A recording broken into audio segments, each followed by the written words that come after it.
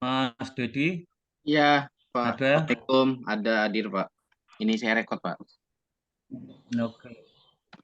Satu, dua, tiga, delapan. Oke. Sudah jam setengah dua lewat ya. Kita mulai aja ya. Oke, selamat Ya, siang. Assalamualaikum warahmatullahi wabarakatuh. Waalaikumsalam Waalaikumsalam warahmatullahi warahmatullahi wabarakatuh. wabarakatuh. Waalaikumsalam warahmatullahi wabarakatuh. Sebelum kita mulai, kita buka dulu dengan umul kitab Ilahiyah Al-Fatihah. Bismillahirrahmanirrahim. Bismillahirrahmanirrahim. Bismillahirrahmanirrahim. Rahmanirrahim. Al-Hamdin. Iya kena. Amin. Oke, untuk yang presentasi siang ini silahkan langsung dibuka PPT-nya. Mas apa Perni ya? Mas Perni sama Mas Irwan ya? Iya, betul, Pak. Hmm. Cuman saya ini masalahnya di jaringan, Pak. Kalau pakai laptop saya nggak bisa presentasi, Pak. Maksud saya kalau bisa dibantu share screen, biar saya presentasikan gitu, Pak. Siapa yang itu, yang bisa itu? Mas Dedi, Kosmanya bisa? Sebentar, Pak. Lagi saya download dulu ke laptop, Oke. Pak. Saya belum sempat. Iya. Akhirnya Mas Dedi harusnya bantu lagi ini. info sebelumnya harusnya jadi saya udah siap ini. Sebentar Oke. ya. Download dulu ini sebentar. Ya.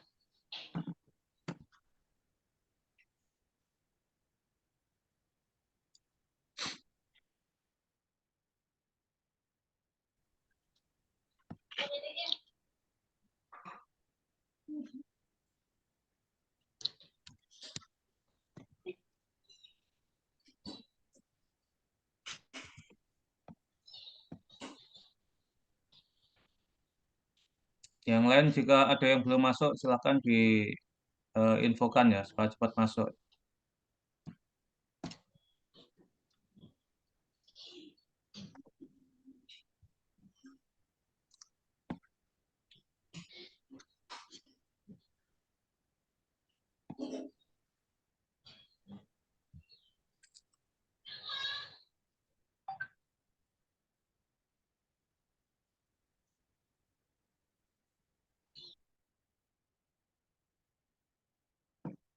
Sepuluh ada 2 lagi tuh, Mas. Mbak Nida ya nggak salah.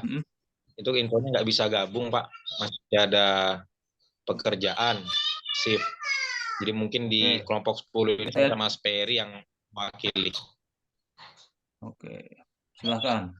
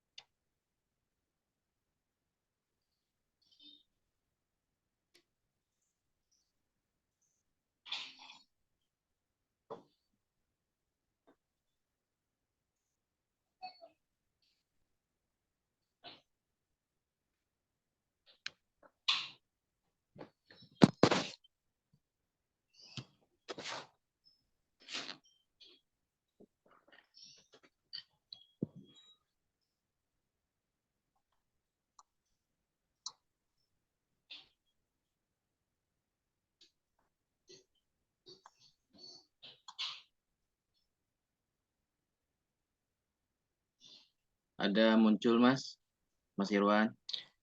Sudah, Kang. Oh iya.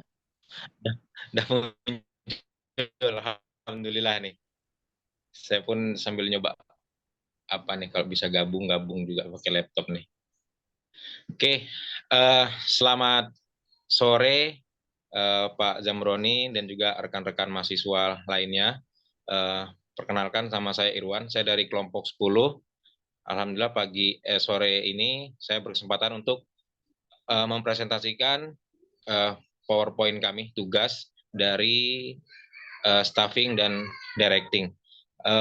Mohon izin pada semuanya, saya akan mulai. Mas Dedi, tolong di slide yang pertama, Mas.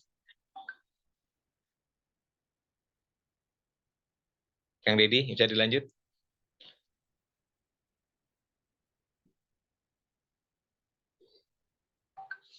Ya. Sudah, terima kasih. Pengertian staffing. Staffing merupakan salah satu fungsi manajemen berupa penyusunan personalia pada suatu organisasi sejak dari merekrut tenaga kerja, pengembangan sampai dengan usaha untuk setiap tenaga kerja memberikan daya guna yang maksimal bagi organisasi. Oke, next, Mas.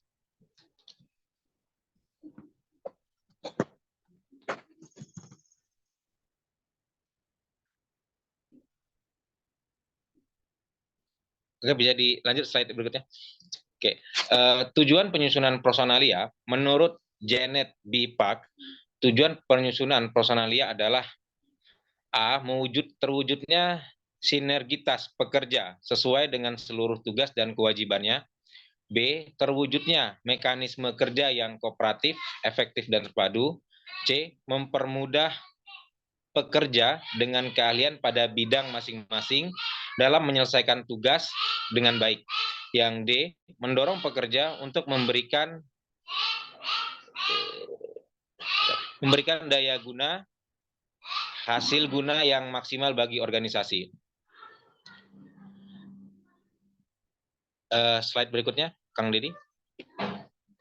Prinsip penyusunan personalia menurut Janet B. Park dalam penempatan berlaku prinsip utama, yaitu the right man in the right place and the time. Yang berarti bahwa setiap personil yang ditempatkan pada suatu unit kerja yang sesuai dengan keahlian dan kecakapannya. Dengan demikian, suatu pekerjaan atau tugas dalam unit kerja dilakukan oleh orang yang tepat dan akan mendapatkan hasil pekerjaan yang optimal.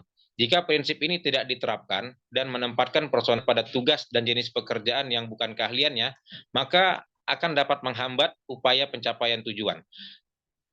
Sebab hasil dari pekerjaan tersebut cenderung kurang berdaya guna bagi organisasi.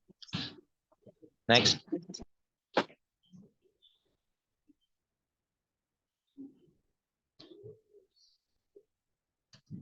Hal ini sering terjadi pada unit kerja yang kekurangan karyawan, sehingga memaksa karyawan membawahi dan mengerjakan beberapa jenis pekerjaan yang bukan pada bidang keahliannya.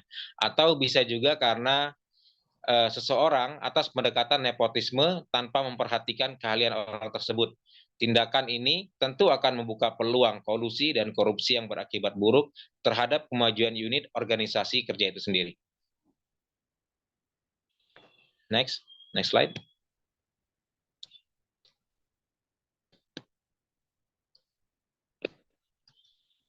Bentuk penyusunan personalia. Proses fungsi staffing dilihat dalam suatu rangkaian langkah yang berkesinambungan untuk selalu mengisi perusahaan dengan orang-orang yang tepat dan waktu yang tepat. Menurut Hani Handoko, langkah-langkah dalam penyusunan proses staffing meliputi beberapa aspek, yaitu A. Perencanaan sumber daya manusia. Pemenuhan kebutuhan organisasi untuk mengisi posisi tertentu. Untuk itu perlu adanya perencanaan yang terdiri atas 1. Penentuan jabatan yang akan diisi, kemampuan yang dibutuhkan, serta jumlah yang dibutuhkan. 2. Pemahaman pasar tenaga kerja potensial. Yang ketiga, pertimbangan kondisi permintaan dan penawaran karyawan.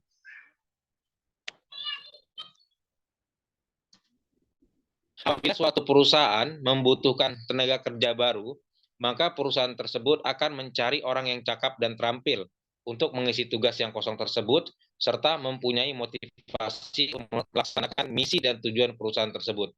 Perusahaan bisa memperoleh tenaga kerja tersebut melalui 2 sumber, yaitu sumber dari dalam perusahaan atau internal, dan sumber dari luar perusahaan atau eksternal. Sumber dari dalam perusahaan yaitu dengan menggunakan orang-orang yang bekerja dalam perusahaan tersebut, terutama dalam rangka promosi dan mutasi jabatan.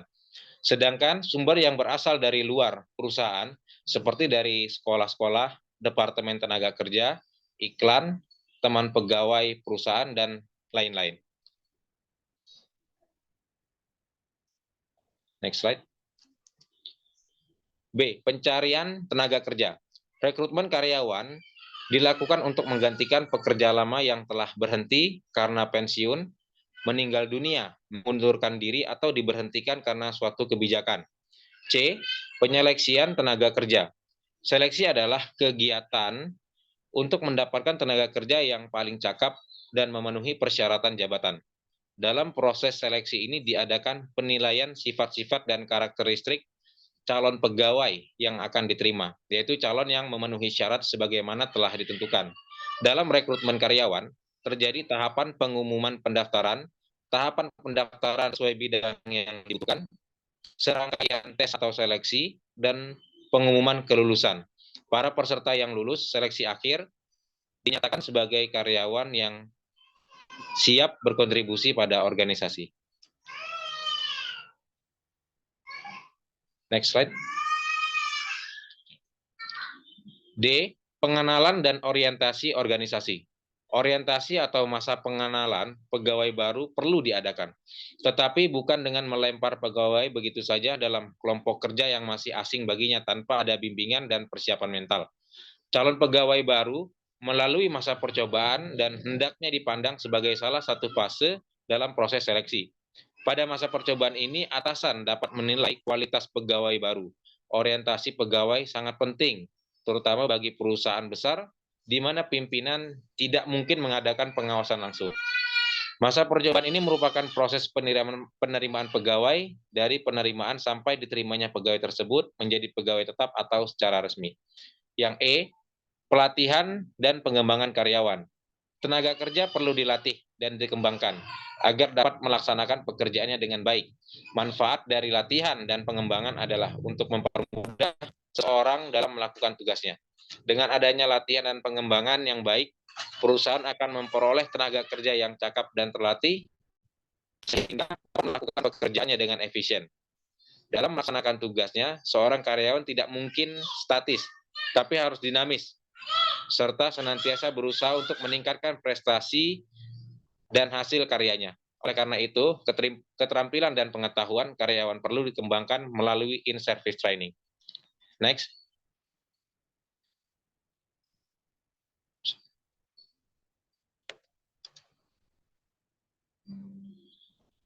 F. Penilaian pelaksanaan kerja karyawan. Pada dasarnya, penilaian pegawai mempunyai manfaat ganda, karena dapat digunakan sebagai alat dalam mengambil keputusan, seperti untuk pembayaran upah, gaji, bonus, alat dan pemberian nasihat kepada pegawai. Yang G, pemberian balas jasa dan penghargaan. Kompensasi diberikan sebagai balas jasa dan penghargaan kepada karyawan. Kompensasi yang diberikan perusahaan bisa sebagai alat untuk memotivasi karyawan agar bekerja dengan lebih baik. Kompensasi merupakan komponen biaya yang besar bagi perusahaan. Hal ini perlu mendapatkan perhatian agar biaya yang dikeluarkan tidak sia-sia. Pemberian balas jasa di sini meliputi pembayaran insentif, gaji, harus adil, layak, tepat waktu, sesuai dengan peraturan yang berlaku, dan memberikan kepuasan kepada semua pihak karyawan maupun atasan atau pimpinan. Next slide. Penyesuaian manajer dalam strategi. Beberapa ahli mengatakan bahwa sosok yang paling sesuai dari seorang manajer umum yang dapat dengan efektif mengimplementasikan sebuah strategi baru, unit bisnis atau perusahaan, tergantung pada arah strategis yang diinginkan oleh perusahaan atau unit bisnis tersebut. Perusahaan yang mengambil strategi konsentrasi dengan penekanan pada integrasi vertikal atau horizontal, memerlukan eksekutif puncak yang agresif dengan pengalaman luas pada industri tertentu, seperti ahli industri yang dinamis, strategi diversifikasi. Sebaliknya, mungkin membutuhkan CEO dengan kemampuan analitis yang memiliki pengetahuan luas dan berbagai industri lainnya, dan dapat mengelola berbagai lini produk yang berbeda, seperti manajer portofolio yang analitis. Next slide.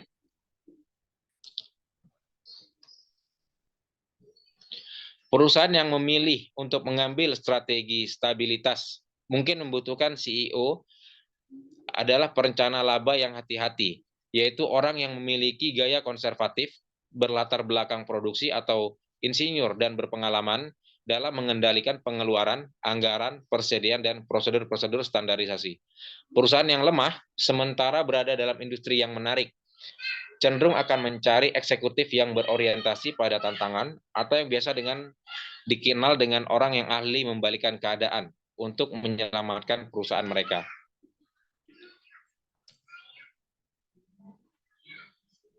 Seleksi dan pengembangan manajemen. Seleksi dan pengembangan manajemen adalah hal yang sangat penting, tidak hanya untuk memastikan bahwa perusahaan telah merekrut orang yang memiliki paduan keahlian dan pengalaman yang tepat, tetapi juga untuk membantu mereka berkembang dalam pekerjaannya, untuk mempersiapkan mereka pada promosi yang akan datang. A. Executive succession atau insider and outsider.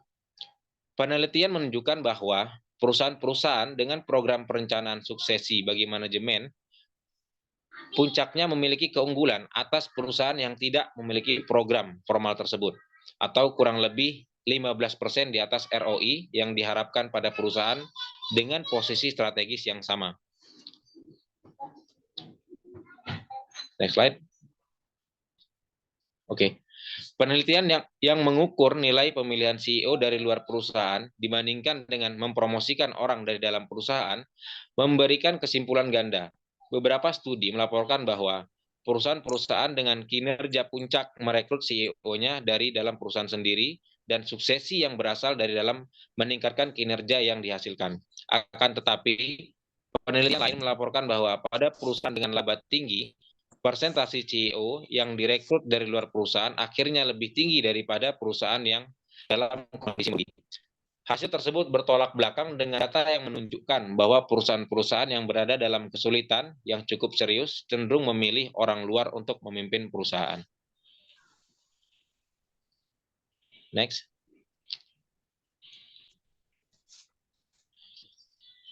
Identifying abilities and potential. Perusahaan dapat mengidentifikasi dan mempersiapkan orang-orang untuk posisi-posisi penting dalam beberapa cara. Salah satu pendekatan yang dapat digunakan adalah dengan menetapkan sistem penilaian kerja yang baik untuk mengidentifikasi orang-orang yang bekerja baik dengan potensi promosi yang dimilikinya. Banyak perusahaan-perusahaan menggunakan pusat penilaian atau assessment center untuk mengevaluasi kesesuaian seseorang pada posisi-posisi yang lebih tinggi. Pusat penilaian itu bersifat unik dengan kekhususan yang disesuaikan dengan setiap perusahaan.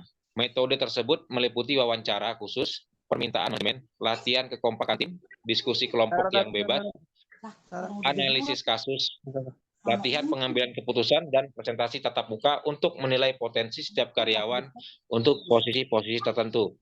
Promosi untuk posisi yang lebih tinggi didasarkan tidak hanya pada kinerja masa lampau, tetapi juga pada kinerja pada pusat penilaian.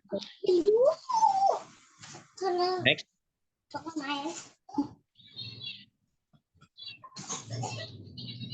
Berbagai masalah dalam pengurangan karyawan. Perampingan merujuk kepada eliminasi terencana posisi atau pekerjaan-pekerjaan tertentu. Perusahaan-perusahaan pada umumnya menggunakan pendekatan tersebut dalam mengimplementasikan strategi pengurangan. Komunitas masyarakat keuangan akan lebih bereaksi positif terhadap pengumuman perampingan dari perusahaan yang sedang kesulitan, karena program-program seperti ini dapat memberikan beberapa manfaat jangka pendek, seperti peningkatan harga saham perusahaan. Akan tetapi, penelitian mengindikasikan bahwa perampingan tidak dilakukan dengan baik, produktivitas akan lebih buruk, bukannya lebih baik. Strategi pengurangan yang baik mungkin dapat diimplementasikan dengan baik dalam hal pengorganisasiannya, namun buruk dalam penataan staf yang ada. Bahkan mungkin berkembang suatu situasi yang memperburuk keadaan daripada memperkuat perusahaan.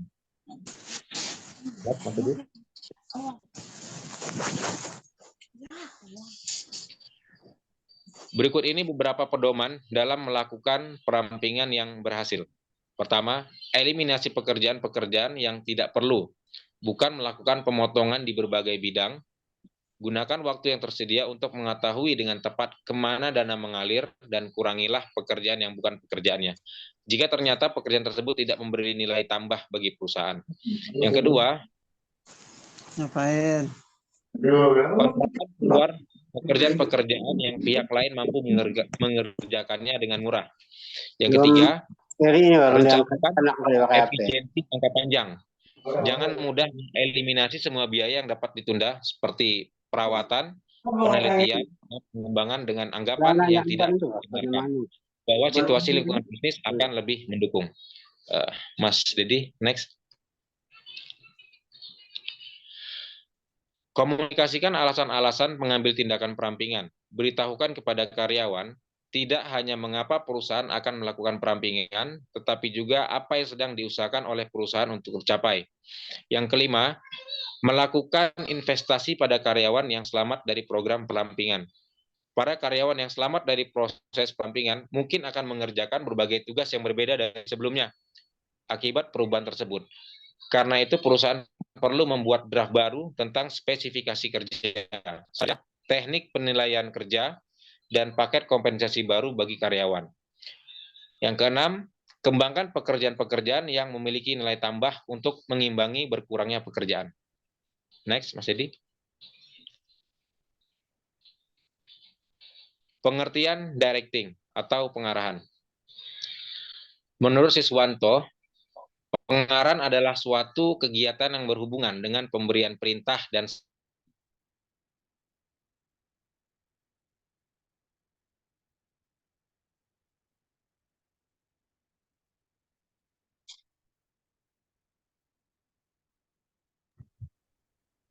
Mandek itu. Sinyalnya ini, Pak. Dilanjut aja Pak sama saya Pak. Oke. ya gimana? Oh, Kang Iwan, enggak lanjut aja Pak. Lanjut. Sinyal saya kurang bagus. Oke, lanjut next. Apabila berbicara tentang pengarahan atau directing, maka akan sama dengan actuating dan motivating. Begitu juga pemimpin yang menyatakan pengarahan, directing, sama dengan memimpin, leading, dan mengambil keputusan sebagai realisasi dari perencanaan menjadi implementasi. Artinya, pengarahan directing dapat dimaknai sebagai motivating atau memberi motivasi dan memimpin leading serta pengambilan keputusan. Next. Oleh karena itu, apabila ingin mengarahkan atau directing, maka seorang pemimpin organisasi atau manajer setidaknya memiliki ciri utama.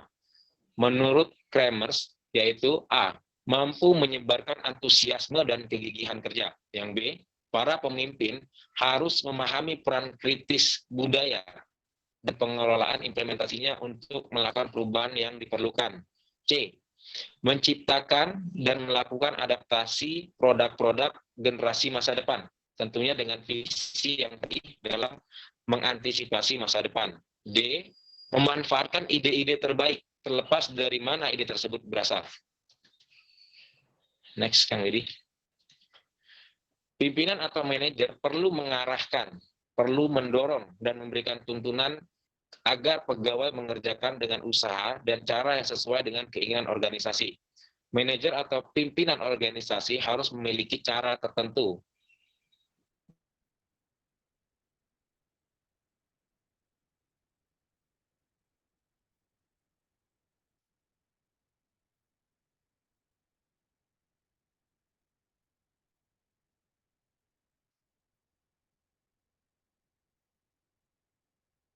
pembahasan di atas dapat disimpulkan bahwa sebagai proses menuntun kegiatan-kegiatan para anggota organisasi ke arah yang tepat. Arah yang tepat adalah arah yang dapat mengantarkan kepada tercapainya tujuan dari sistem manajemen.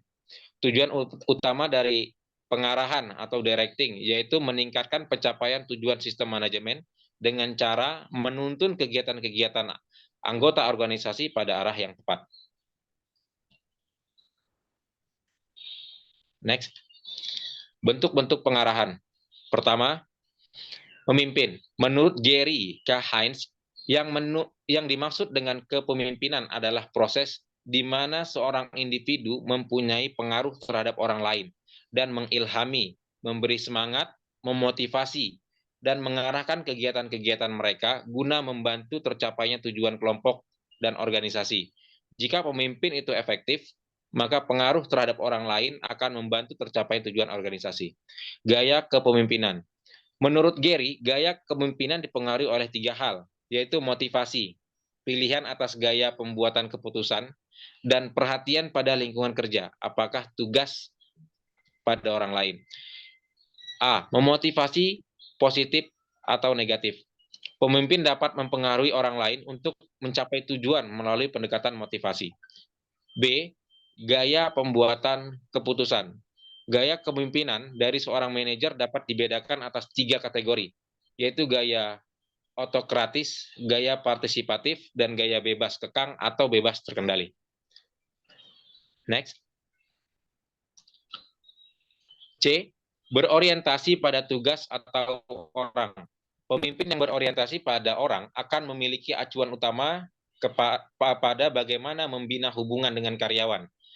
Sedang orientasi pada tugas lebih menekankan pada metode, teknologi, rencana, dan program. Batas waktu, sasaran, dan dikerjakannya sebuah pekerjaan. Manajer yang berorientasi pada tugas secara khas menggunakan gaya kepemimpinan otokratis dan mengeluarkan pedoman dan instruksi untuk karyawan. D. Fungsi kepemimpinan. Dalam kenyataannya, pemimpin dapat mempengaruhi moral dan kepuasan kerja, keamanan, kualitas kehidupan kerja, dan prestasi organisasi. Pemimpin juga memainkan peranan dalam membantu organisasi untuk mencapai tujuan. Ani Handoko menjelaskan 2 fungsi utama, merupakan fungsi tugas dan pemasalah, yaitu menyangkut pemberian saran, penyesuaian apabila terjadi konflik dalam organisasi, memberi informasi kepada para anggota, grup maintenance yang berfungsi berhubungan dengan pemeliharaan kelompok atau sosial.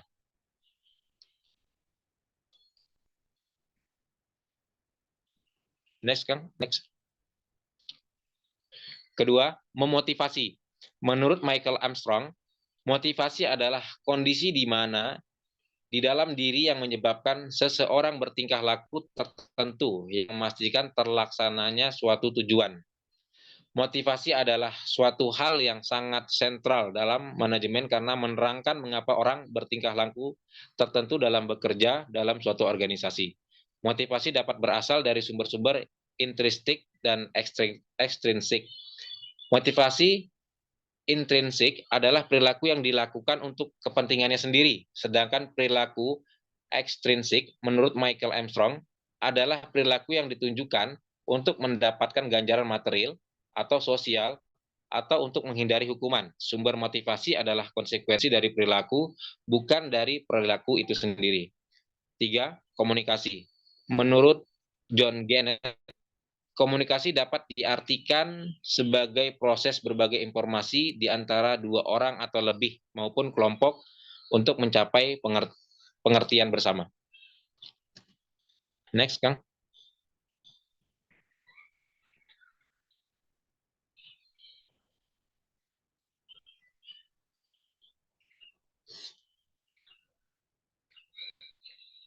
Oke. Penghalang komunikasi organisasi menurut John Gannett dibagi menjadi 4 jenis, yaitu A. Penghalang proses, di mana setiap langkah dalam proses komunikasi adalah penting bagi komunikasi yang efektif. Langkah yang terhambat akan menjadi penghalang komunikasi. B. Penghalang fisik, merupakan penghalang komunikasi dalam bentuk objek fisik seperti pelindung telinga, jarak yang terlalu jauh, dan perbedaan zona-zona waktu yang menyulitkan komunikasi pada organisasi global. C. Penghalang sematik, merupakan penghalang komunikasi melalui penggunaan kata-kata. Kata-kata sangat diperlukan untuk membuat komunikasi menjadi efektif, namun kadang-kadang menyulitkan. Yang D. Penghalang psikologis. Penghalang psikologis dan sosial boleh jadi bertanggung jawab atas terciptanya penghalang komunikasi yang lain.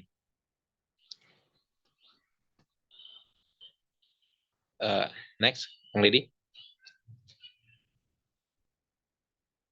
Budaya perusahaan memiliki dua atribut penting, yaitu satu, intensitas, yaitu seberapa besar para anggota sebuah unit bisnis sepakat dalam norma, nilai atau unsur-unsur budaya lain yang berhubungan dengan unit bisnis tersebut. Dua, integrasi, yaitu seberapa besar unit-unit bisnis dalam sebuah organisasi membagi sebuah budaya yang sama. Karena budaya organisasi dapat berpengaruh kuat terhadap perilaku seluruh karyawan, maka budaya organisasi dapat berpengaruh besar kepada kemampuan perusahaan untuk mengubah arah strateginya. Masalah penting yang dihadapi oleh perusahaan dengan budaya yang kuat adalah perubahan dalam misi, sasaran, strategi, atau kebijakan perusahaan. Kemungkinan besar tidak berhasil dengan baik jika di dalam perusahaan ada pihak oposisi terhadap budaya organisasi yang dianutnya. Budaya perusahaan mempunyai kecenderungan yang kuat untuk menolak perubahan karena adanya keinginan untuk mempertahankan hubungan dan pola perilaku yang stabil. Terima kasih atas kesempatan presentasinya untuk Pak Zamroni dan teman-teman atas waktunya memberikan perhatian kepada saya. Silakan untuk rekan-rekan jika ada yang ingin ditanyakan atau kurang jelas bisa disampaikan. Untuk Kang Peri atau Kang Dedi, silakan.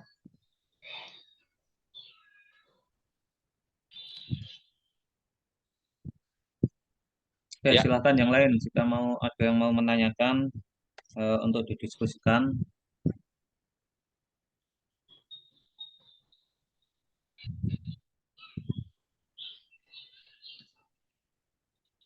Atau sudah paham semua ini?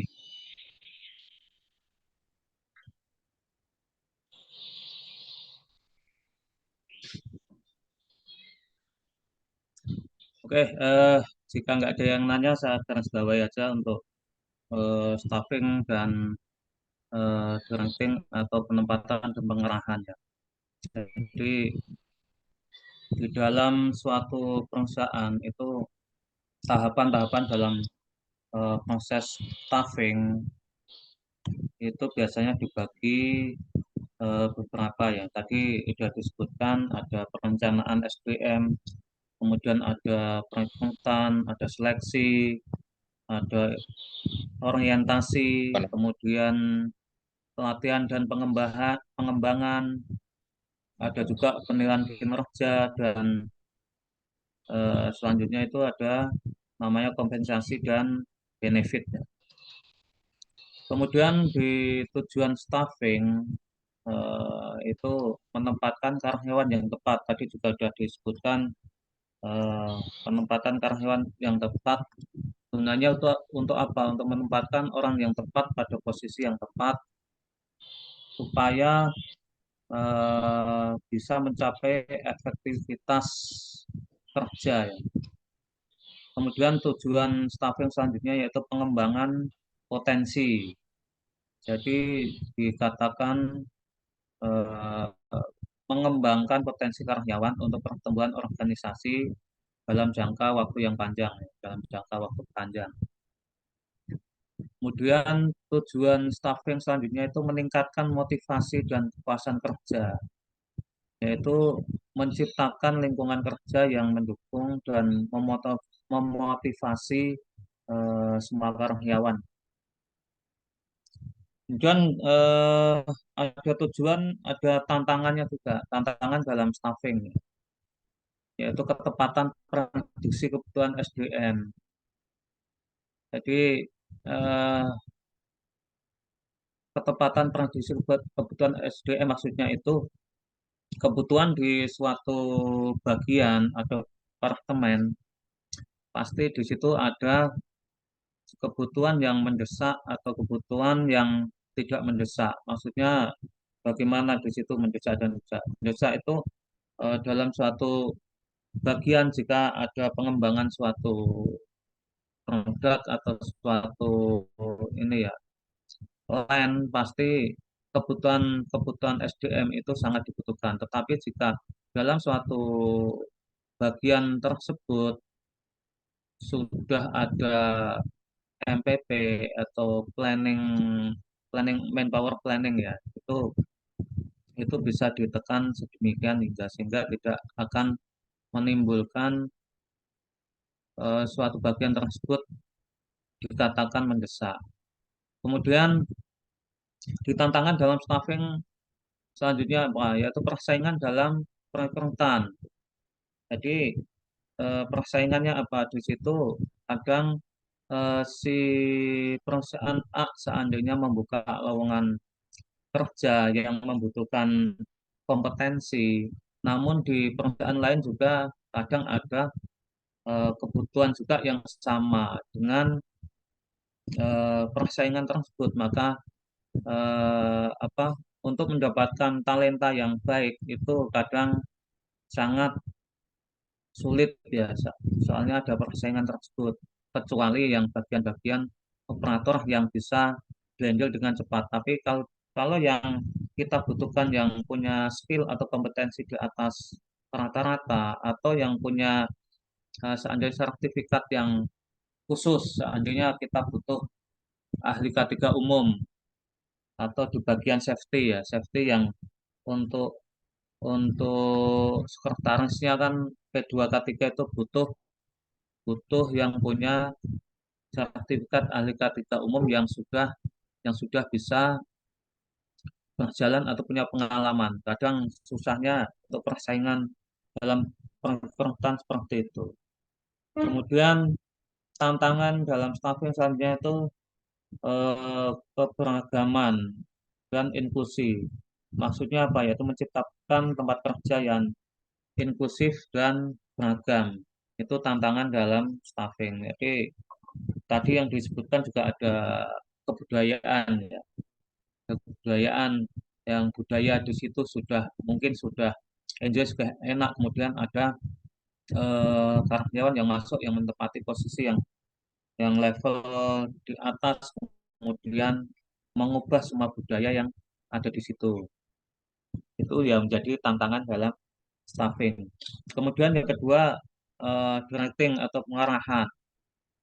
Yang dimaksud yaitu proses memberikan arahan, membimbing, memotivasi, dan mengawasi karyawan untuk mencapai tujuan organisasi.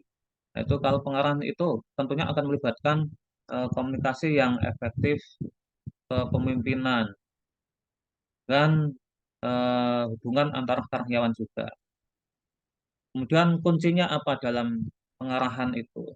Yang pertama ya tentunya kepemimpinannya. Tadi disebutkan untuk mengikuti kepemimpinan, yaitu memimpin dengan memberikan arahan dan inspirasi. Jadi suatu pemimpin tidak hanya main tunjuk sana sini, tapi memberikan arahan dan inspirasi kepada timnya atau ke karyawan di bawahnya. Kemudian di dalam kepemimpinan itu ya ada beberapa tipe kepemimpinan ya, itu bervariasi. Kadang ada tipe pemimpin yang eh, apa, bisa demokratis, kemudian ada juga yang eh, tipe pemimpin yang tidak mau dikasih masukan tuh, ada juga yang seperti itu. Kemudian tipe pemimpin yang dapat bervariasi sebetulnya ya bisa transaksional, maksudnya bisa mengarahkan ke semua lini, ke bagian tersebut, ke timnya, ke bawahannya, dan ke level yang sama. Kemudian elemen kunci selanjutnya apa itu? Memotivasi, yaitu bisa memotivasi atau memberikan dorongan kepada karyawan untuk mencapai kinerja yang lebih baik lagi. Seperti apa, bisa memahami dan apa yang memotivasi karyawan, yaitu kebutuhan karyawan itu apa yang di, bisa dimotivasi. Kemudian selanjutnya yaitu komunikasi ya. Jadi dalam mengkomunikasikan tujuan, jadi visi misinya itu dikomunikasikan dengan jelas. Jadi tujuan tegas, tugas dan harapan dengan jelas kepada timnya atau ke karyawannya. Kemudian bisa menggunakan komunikasi secara verbal maupun non verbal yang efektif untuk menyampaikan pesan. Jadi komunikasi kadang ada di tim dalam meeting atau briefing, kemudian dapat juga komunikasi dipakai dengan poster ya, atau yang dipasang-pasang di apa di tembok-tembok, di mading dan lain-lain, itu bisa secara khusus bisa menyampaikan komunikasinya.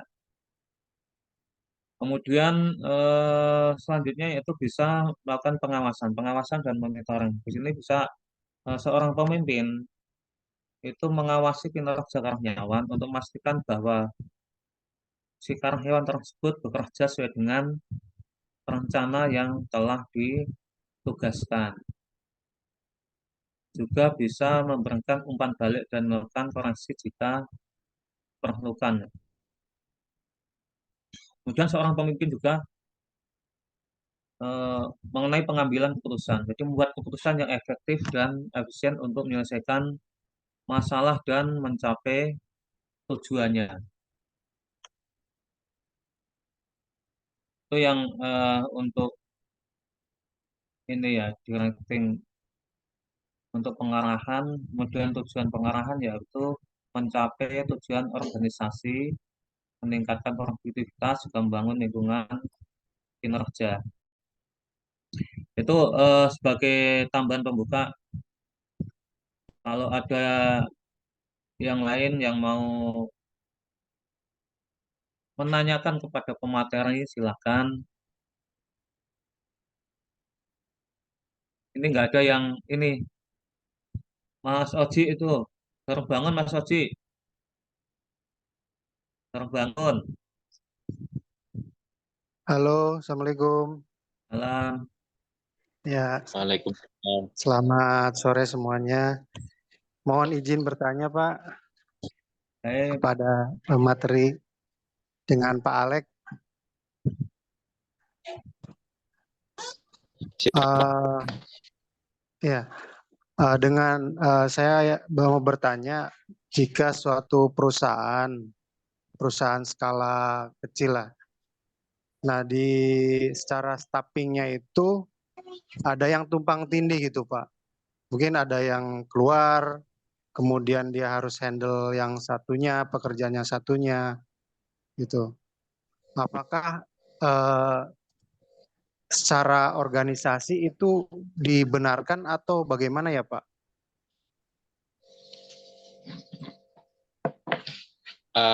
Izin menjawab ya Pak. Boleh. Iya, Oke, boleh, Pak. terima kasih Pak atas pertanyaannya. Berarti pertanyaannya poinnya adalah apakah dibenarkan karyawan pada posisi ganda atau double job itu Pak ya?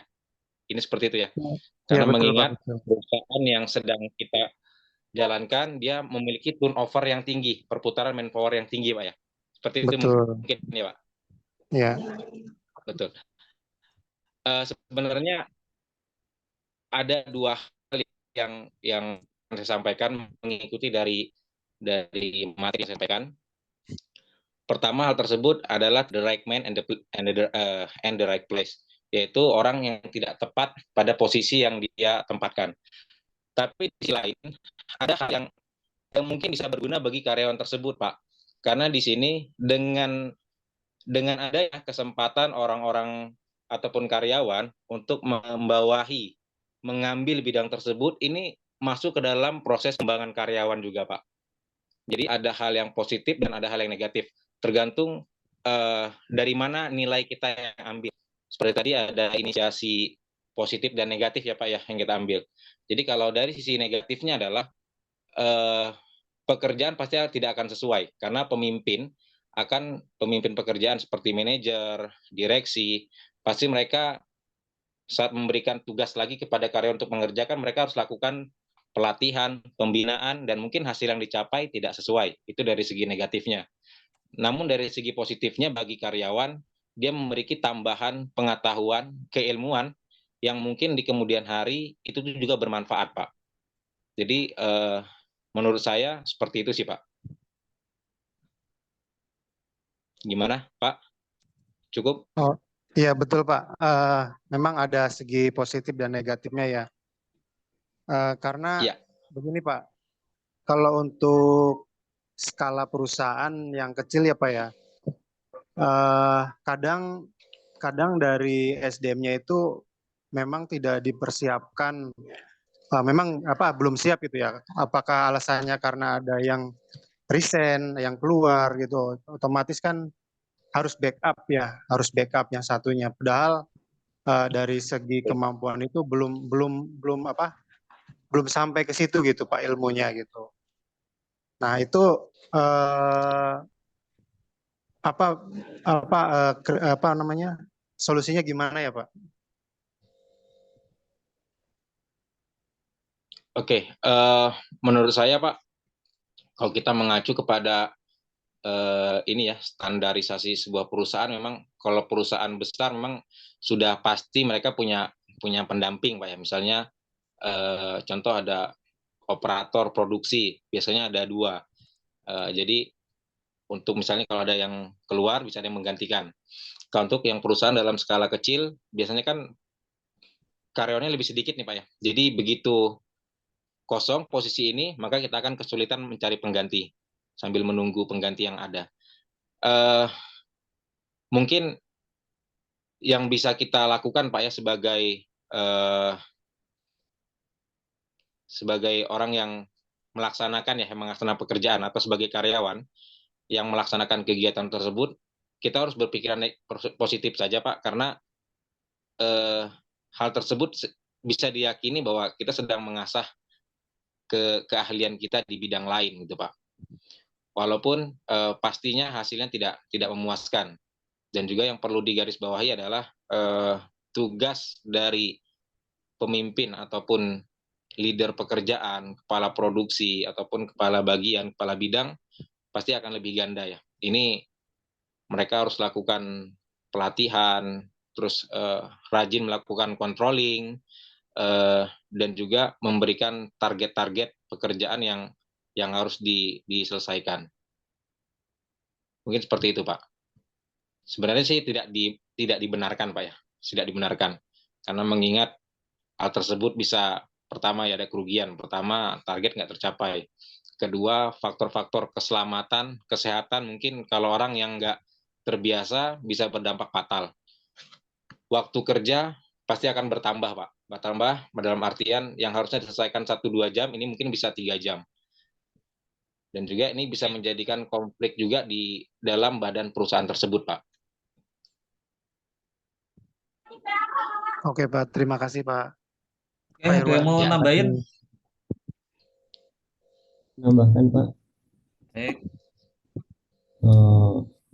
kalau di perusahaan saya biasanya sebelum terjadinya ada pengurangan atau orang yang resign, jadi tiap-tiap divisi itu di, tidak wajib sih, tapi yang mau saja gitu. Jadi contohnya sebagai divisi mekanik, maintenance, sedang ada waktu luang. Nah, si manajer itu justru menuntut harus bisa di bidang lain gitu.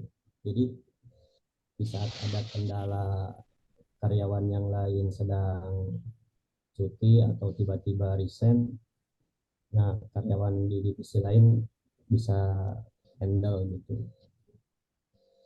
Itu kalau di pengalaman perusahaan saya gitu. Ya, betul, Mas. Jadi itu pun bisa menambah keilmuan juga kan bagi karyawan tempat, maaf dengan siapa tadi nih? Karena Mas Bernard ya, jadi menguasai ke bidang lain. begitu ada yang resign tidak lama untuk menutupi tempat yang kosong. Iya. Secara regulasi juga kalau yang memang sudah ini Mas ya, maksudnya sudah jalan, misalnya perekrutan HR-nya ya. Biasanya kan ada ini tuh, ada regulasi yang menyatakan bahwa 1 bulan minimal ya sebelum mengundurkan diri harus ada pemberitahuan ya.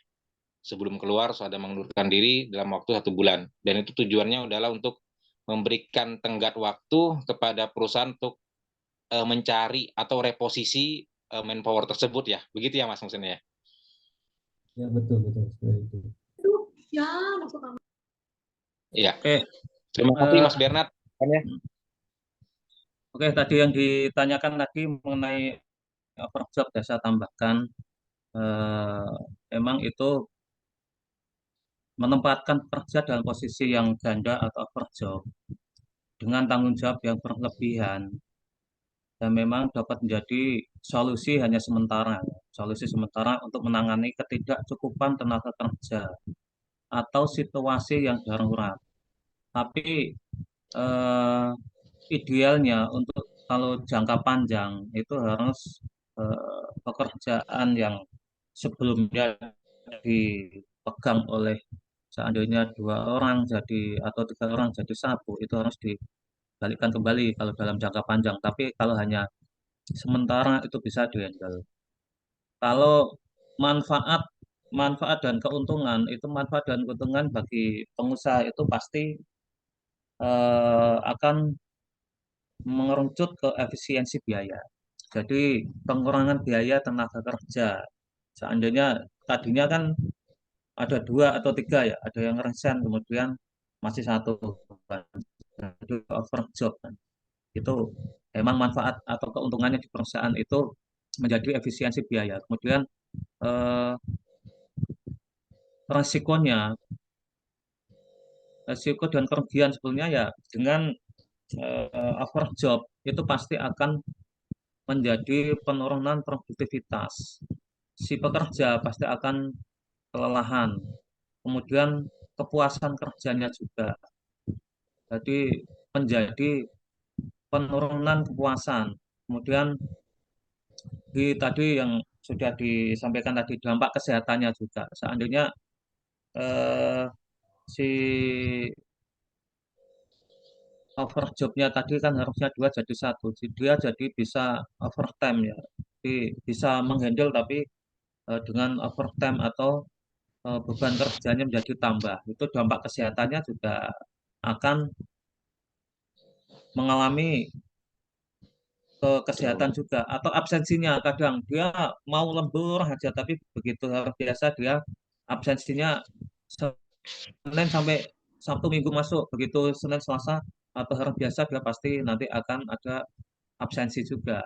Kemudian kualitas pekerjaannya juga, kualitas pekerjaan eh, pasti mengalami penurunan kualitasnya juga, bisa juga kesalahan dalam bekerja. Kemudian tadi itu ya, kapan itu dibenarkan atau tidak itu kan pertanyaannya kan gitu, yang terakhir itu dibenarkan atau tidak dengan overjob itu. Sebelumnya mengenai benar atau tidaknya itu ya tergantung eh, kondisinya ya. Yang pertama, kalau kondisinya emang darurat atau sementara itu dalam jangka pendek itu bisa digunakan ya. Jadi itu kalau dibenarkan, pembenaran itu dalam jangka pendek. Tapi kalau sampai jangka panjang itu juga tidak dibenarkan juga. Kalau emang sudah tahu bahwa job tersebut harusnya buat 2 atau 3 karyawan, tapi hanya 1 aja yang mengerjakannya. Jadi eh, dibenarkan atau enggaknya ya, ya tergantung itu, tergantung situasi juga. Dalam jangka pendek atau jangka panjang. Kalau jangka pendek oke.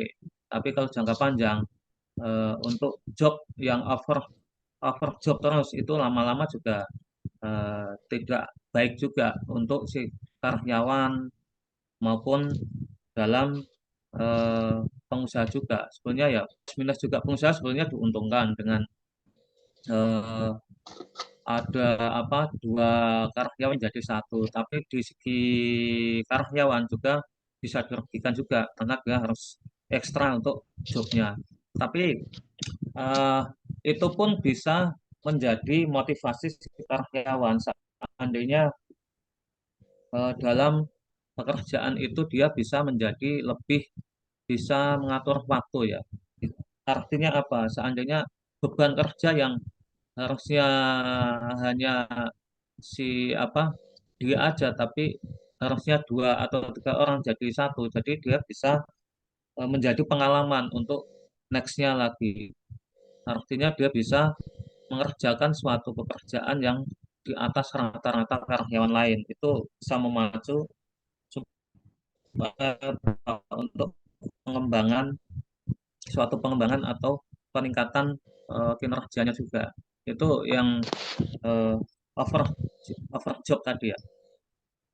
Jadi benar atau tidaknya ya tergantung situasi juga ya, kondisinya. Kalau kondisinya sementara ya bisa juga, kalau kondisinya untuk dalam waktu jangka panjang itu tidak benar kan juga.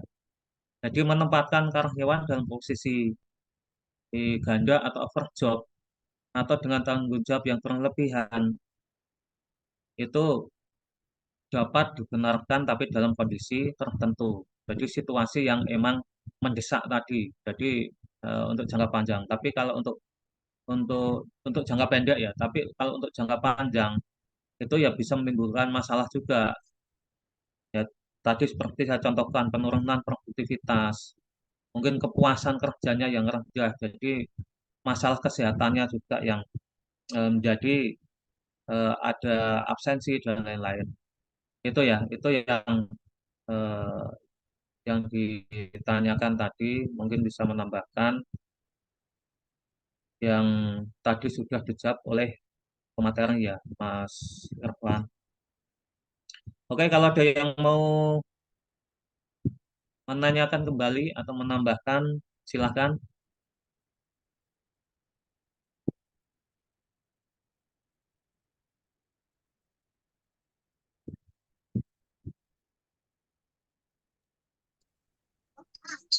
Izin bertanya ke pemateri Silakan, Pak.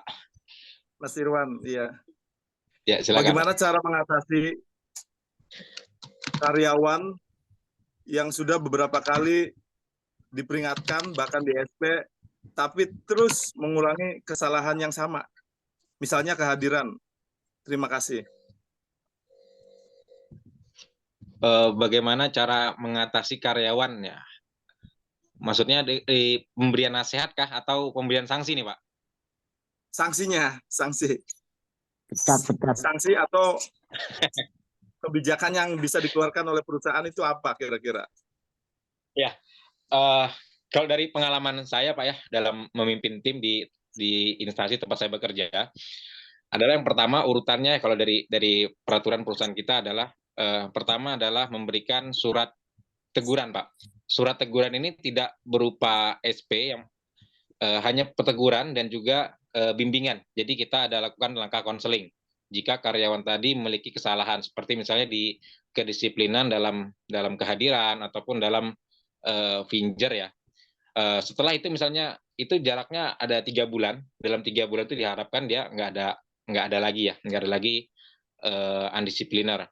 Apabila nanti diketahui melakukan kembali dalam kurun waktu 3 bulan, biasanya kita tingkatkan kepada SP1. Nah, di tempat saya bekerja, kebijakan SP1 tuh ada pemotongan, Pak. Ada pemotongan dari premi sekitar 25%. Yang pasti akan memberikan satu Punishment ya? efek jera ya. Ya, efek jera. Nah, selanjutnya itu berlaku sampai 6 bulan, Pak. Ditingkat ke 6 bulan. Jadi masa berlakunya SP1 adalah 6 bulan. Selanjutnya, jika dalam masa waktu 6 bulan ini terjadi lagi, ditingkatkan ke SP2. Nah, SP2 memang agak besar ya pemotongannya itu, Pak ya. Kalau kita biasanya di 50% dari premi, Pak, bukan dari keseluruhan upah, tapi dari premi dan juga insentif. Misalnya kalau di kita kan ada premi produksi, sama ada insentif seperti insentif jabatan, insentif kehadiran ya. Dan itu dipotong sekitar 50%. Dan ini berlakunya sampai di sama kalau nggak salah saya di 6 bulan juga. Apabila dilakukan kembali, maka akan dilakukan pemutusan hubungan kerja atau SP3, biasanya seperti itu, Pak. Jadi kadang-kadang kita untuk memberikan nasihat ataupun sanksi kepada karyawan itu harus melalui tahapan-tahapan dulu, Pak. Yaitu tadi ada tahapan seperti berikan surat teguran, yang mana nanti di sana pimpinan kerja harus memberikan konselingnya, bimbingan, pelatihan secara langsung. Nah, setelah itu memang baru tingkatnya ada bertingkat sampai ke tahapan akhir SP3. Mungkin dengan cara itu, dengan cara pemberian sanksi, si karyawan tadi akan merasa rugi ya. Jadi kalau manusia ini kan identiknya kalau sudah merasa rugi, dia akan berubah gitu, Pak. Nah ini Mungkin itu seandainya dia itu nantangin misalnya Pecat, sampai pecat. SP3. Nah, ketika keluarin SP3, Jangan banyak pusing, Pak. Pecat, Pak. apa perlu pesangon nggak waktu pecat itu? Waktu kita Dibawa keluarin masuk SP3, SP3 itu pecat, kan Pak, dengan tidak hormat. dia udah karyawan tetap nih, dia kan banyak jalurnya nih. Dia bisa berlindung ke serikat, bisa berlindung ke mana gitu. Itu Pak. maka kita keluarin SP3 disertai pesangon atau gimana ya? Oh iya, di tempat saya pun ada juga nih, Pak. Jadi kalau yang seperti ini ya, karyawan tetap ya, memang agak bingung nih. Sama saya juga gitu, Pak. Kalau pada dasarnya misalnya dia melakukan tindakan yang dilanggar dalam kesepakatan perusahaan nih, aturan perusahaan, seperti misalnya tidak disiplin, tidak menggunakan narkoba ataupun perjudian, itu kan aturan-aturan yang ada dalam perusahaan, Pak. Kalau aturan itu dilanggar, biasanya itu di PHK dikeluarkan pesangonnya hanya sebatas ini aja ya, tapi sebatas masa bakti aja, Pak. Tanpa Kebijakannya. dikeluarkan apa ya maksudnya kayak benefit yang lain, ucapan terima kasih, masa jasa ataupun yang lain itu enggak biasanya, Pak. Hanya kompensasi berapa lama dia bekerja. Di tempatnya seperti itu biasanya, Pak. Tetap dikeluarkan pesangon, tapi tidak seperti karyawan yang karena diputus dengan ini ya, dengan baik ya, misalnya, Pak. Iya. Oke, saya paham. Baik, Ya, baik, Pak. silakan ada tambahan atau yang lain gimana? Silakan. Ya, izin menambahkan. Silakan, Pak. Kalau di tempat saya, perilaku yang seperti ini biasanya diadakan pemanggilan beserta ketua serikatnya. Jadi ketua serikat pun biasanya pembelaannya mungkin ya untuk hak-hak yang normatif saja. Nah, nanti di pertemuan itu biasanya dibuatkan surat perjanjian untuk kinerja lebih baik. Selain hukuman juga untuk memotivasi biasanya dibuatkan reward, di mana yang karyawan sangat rajin itu dikasih reward. Jadi tidak hanya hukuman saja gitu. Cuman itu sih kalau di tempat saya.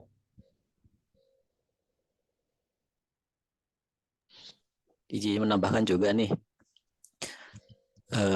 Jadi biasanya kalau untuk mengatasi karyawan yang memang susah untuk diberitahu, biasanya sih untuk perusahaan itu ada teknik-teknik tertentu. Mungkin dia ngakalinya biar nggak mengeluarkan pesangon juga, biasanya si karyawan dibikin nggak betah ataupun dipindah ke luar daerah atau gimana gitu. Biasanya ada teknik-teknik yang memang biar si karyawan sendiri yang mengundurkan diri. Biasanya sih ada yang seperti itu. Baik, sedikit boleh saya tambahkan, Pak? Silakan, Pak. Silakan tambahkan, Pak. Ini kami biasa di perkebunan sawit di Kalbar. Kita berhadapan biasanya dengan karyawan yang mereka notabene biasanya dari rekrut dari daerah di mana tempat perusahaan itu tersebut. Makanya tergantung pemetaan wilayah dan melihat sikon budaya, biasanya lebih efektif kami lakukan yang selama ini untuk melakukan pendekatan dengan tokoh adat, sosial budaya yang ada di daerah tersebut. Itu lebih mendapatkan efek pembinaan yang lebih baik. sehingga mereka itu tadi yang punya niat agar mereka itu melakukan bolos kerja, tidak tepat pada SOP yang telah ada, terus mereka memang sengaja karena menunggu SP3 akan di PHK atau diberikan pesangon. Itu memang mereka harapkan bagi yang agak malas-malas. Namun dalam hal itu biasanya kami lakukan rapat bersama, diundang tokoh-tokoh adat di masyarakat itu, termasuk kepala desa, tokoh adat, pemuka kampung, dan lain sebagainya. Kita lakukan musyawarah, diundang mereka, diberikan pembinaan, di situ langsung ada pernyataan. Tapi ketika pernyataan itu sudah mereka lakukan, sehingga dampak sosial kepada lingkungan itu tidak terjadi kepada perusahaan yang melakukan penanam modal daerah tersebut, maka kita buatkan perjanjian. Di perjanjian itulah bentuknya jadi mendidik bagi orang-orang yang sekitar situ melaksanakan kegiatan-kegiatan. Rata-rata biasanya yang melakukan hal-hal tersebut bagi karyawan yang ada di daerah di mana tempat usaha tersebut. Karena mereka merasa lebih manja. Kalau karyawan yang dari rekrutan dari luar biasanya enggak, jarang sih yang melakukan seperti itu. Nah itu saja, terima kasih. Terima kasih Pak Anton, masukannya kayaknya. Ya, saya punya pengalaman juga di Kalimantan Tengah seperti itu juga sih Pak. Sama. Silakan Pak, ada lagi masukan?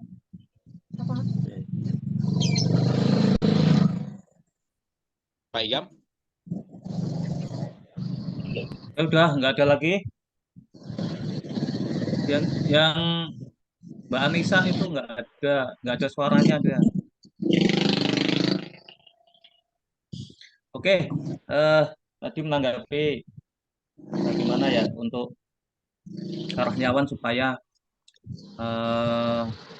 sudah DSP tapi masih melakukan kembali. Kita kembali kalau mengikuti perusahaan ya pasti kita akan mengikuti PP atau PKB yang ada di perusahaan kita masing-masing.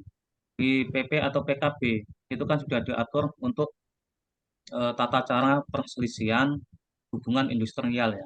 Salah satunya ya itu tadi indisiplin, kemudian ada SP karena pencurian dan lain-lain, kan ada semua diatur itu semua. Kita kembali ke Undang-Undang Tenaga Kerja, kemudian lebih utamanya itu pada PP atau PKB yang ada di perusahaan masing-masing. Jadi kalau sampai ada satu karyawan indisiplin, kemudian mengulangi lagi ya kita langkah pertama ya tetap di konseling ya. Kita panggil konseling, kemudian dievaluasi penyebabnya apa aja sampai ke kita tingkatkan tadi seperti SP1, SP2, SP3 sampai dengan PHK kalau mengikuti PP atau PKB yang ada Ya. di perusahaan masing-masing. Intinya sih ke situ aja.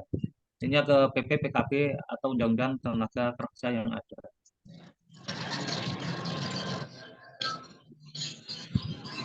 Oke, cukup. Ada lagi? Kalau nggak ada, kita akhirnya pertemuan ini ya, sudah menjelang mau asar. Atau masih ada yang mau nanya? Yuk, silakan teman-teman, rekan-rekan sekalian. Kalau nggak ada komentarnya silakan tutup. Cukup Pak. Terima kasih. Nah, oke, jika nggak ada tambahan lagi, nanti kalau emang ada yang mau ditanyakan silakan via WA juga nggak masalah, kita bahas via WA ya kalau emang masih ada yang kurang jelas. Oke, cukup sekian. Terima kasih. Wassalamualaikum warahmatullahi wabarakatuh. Waalaikumsalam warahmatullahi wabarakatuh. Terima kasih semuanya. Terima kasih Mas Irwan. Terima kasih. Sama-sama.